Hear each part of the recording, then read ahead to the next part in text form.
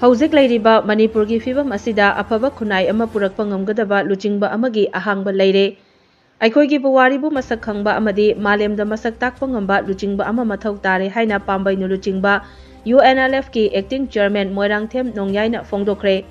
Wafam asi ngasi Kakching Khunauda leiba loop asigi 2nd Brigade General Headquarter da pangthokiba UNLF ki humpu suba mapok kumon thauramda thauram mapugi warol piraduna M Nongyai na haikibani.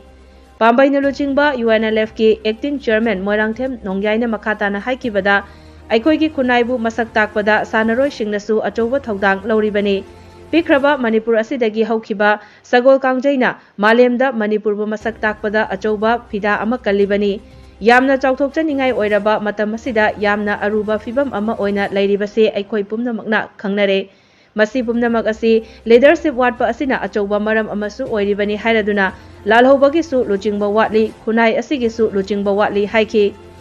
Tha tara nipan helaba chin kuki gi lan asi aikoina loisinba ngamde maramdi aikoi maitai gi marakta tongan ba CSO singsu lalhoba singsu amata oina punsinba ngamde. Leiriba miyam asida amata oina nakhoina masi tawgadabani haina takpibasu Luchingba amatana ngamde haiki.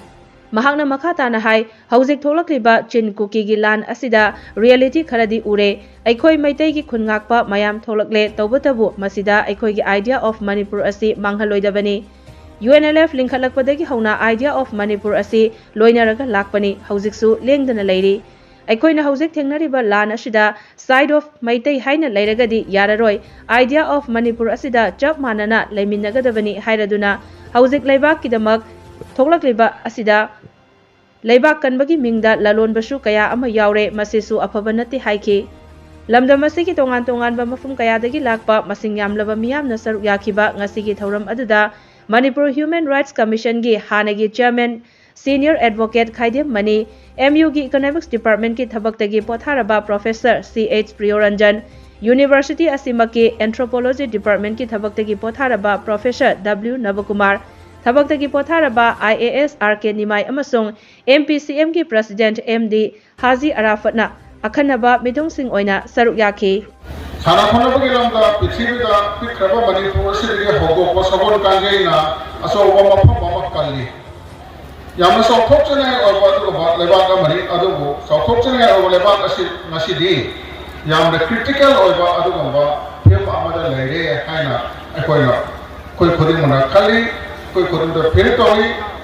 and masigi khadi molo maram di kaina hakanda leadership asene leadership Awatpa gi phibam se karai gano karama mafam da wali gano haida sine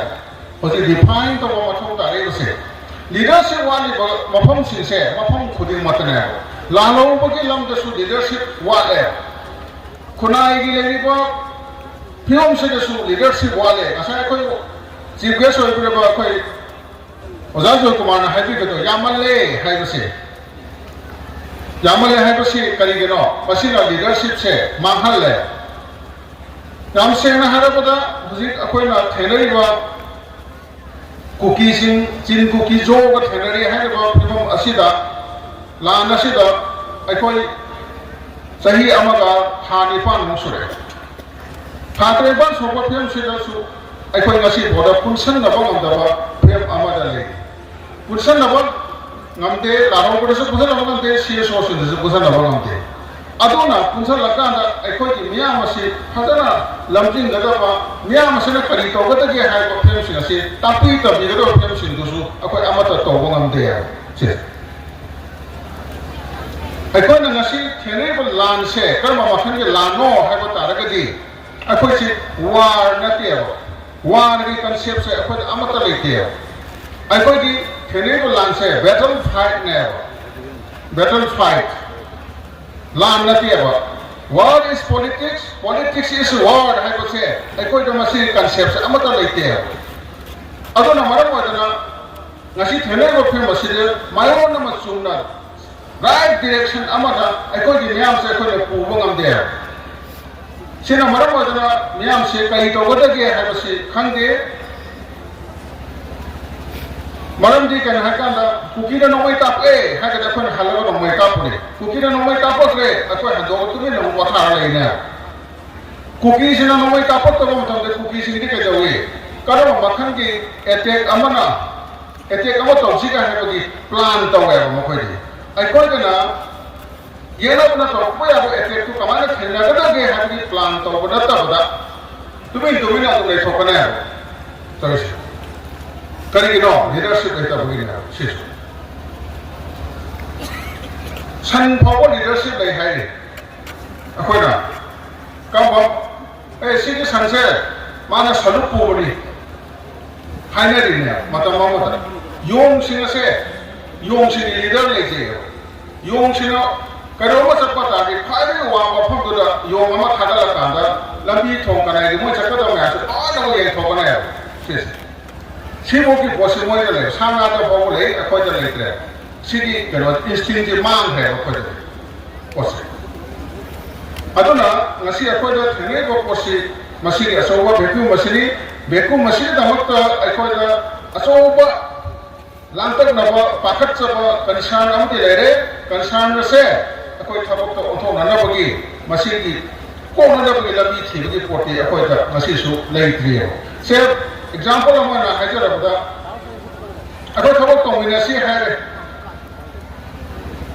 akhoi CS in da khona CS was in the high akhoi asomdam ka hangi ge moi asomda ka ni yaratra bu akhoi yaba ga moi hai sidai sidai akhoi mang hai ta yes aduna suko ma film sinsi akhoi na ngasi thengna bani na kaitore ha matam da akhoi ga leiba se leadership ki kano sinsi akhoi da mang ga leiga budi akhoi na ngasi ki paper do akhoi na waron do akhoi na thamjare ba comprehensive peace political dialogue hai base masi ki procedure jo apo matanda mayam thina kari hai masi ki akoi da yam sathi ro connotation ama pb ri khud thangat pa hai yes peace talk hai base dialogue hai base masi surrender ki connotation ama sunat na ke hai base mayam da khamjali ne surrender to na ke ena sena sahi kuntrek hai na 1997 da ki na asi bawat sathai wa pose hoji chana wari chana le ado hoji deadlock amale deadlock siro thong na honari yana ado kamana moi yana ko ngamdo ro ha ko khangri ado masigi film amada ko su kana torgal le wari chana na ko honari ado na wari chana ba khudi maksin asi surrender to ne hai na laura kadi ene se do dia kona surrender to ne hai na kari giro do rege hai bunya yes ene san ayana wali sanai se surrender to ne hai na kari giro do jage hai yes siri posima koi hangba mathau ta hai ta adu ko bas ene se do di samna da thabak to ri ba hoya re sonda na UNLF se surrender to ne hai na sandu e asondana wari sana ene se do adu tinari su mo su mayama ma le ge ta yes adu hoji le ba phibam se da thore ba kasai di kuki ga mai ga chin kuki ga mai ga tonari ba phe se da thor pa adu ba reality khara koi uri ba reality se asi ka dore akoi da khunna ko di thore ade atai mayama ma thora ka da koi mai se karna bo na hai koi process kana but musai masira haide ni ba poti nasa idea o mani process ai ko je pro kanna ki lan sa idea o mani process ma han do da bune hai bune nasi mayam ubira mani sira mang da chit lai ba akoi founder se patwa se han ni president se kabui proof de ni oza kalalung kamai matanduri vice president or ne ba oza thangkhopa singsit ma se kukini sete yendio haurat ko matam de UNLF haurat ko matam de idea manipur asiko dona na UNLF ni khala kona mamin na simosu idea manipur ki sab sab to ba wahan thok se ba mamin amana sis si akhoi yendio aduna UNLF ki idea manipur lai ngasi ni dei pem sida su akhoi idea manipur ki pose bapam se akhoi yam na mayam ga puna khami na ga wa pam amani ada akhoi na UNLF na loje idea manipur ga pun se ada akhoi ki marakta idea o mai te idea of tangkhun idea of kabui idea of thado man haina le di karai di posi ya ra de ya ro ya se aur ekoi na si thane lang se su idea of mai te da to ra di ekoi isolate to ya ro ba aur idea of mai te ki wakhan thado si idea of mani ko da khoi thabo to se ba se ke bol ngasi ekoi na idea of mai te da thabo to ra ngasi lang di politics du ya ma thabo to ko ma to de di ekoi na thana ko ma to se da ka jawi hai ma ta da ekoi di